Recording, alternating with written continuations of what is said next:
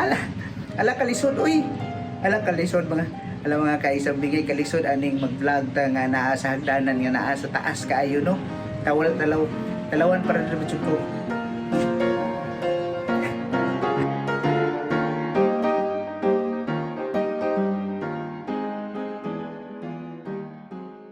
Kalisod kaayo kung ikaw i-betray sa imong mga kahigalaan.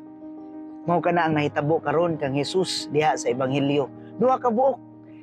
Judas Iscariote o si Simon Pedro. Si Judas Iscariote mga kaigsunan, iyang gilimod, iyang gideny, iyang gireject, iyang gibudhian si Kristo diha sa ilang pagpangaon.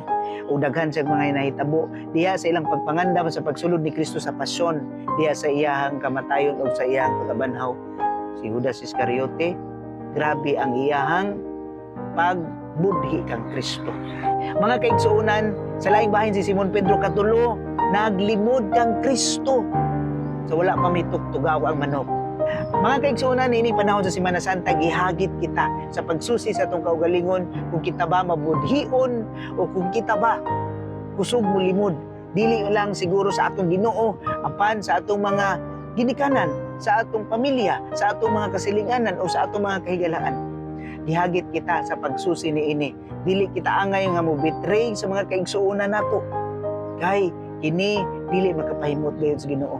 Mga kaigsuon, hagit ka nato, kinahanglan noon susihon nato ug pagdawat nato sa tong kahuyangan nga kita dai inana. Kinahanglan mga kaigsuonan aduna kitay mga pagdawat, pagsalig ug even pag-accept sa atong kaugalingon nga kita ingon ana.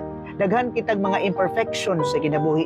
Kay kun ato kining ma-realize nga inana kita, then diha ang grasya sa Ginoo ug ang labdag sa Espiritu Santo kanato sa matag adlaw kanunay siyang magalihok kanato ug diha sa ato ang pagdawat niini kita magiyahan sa kanunay.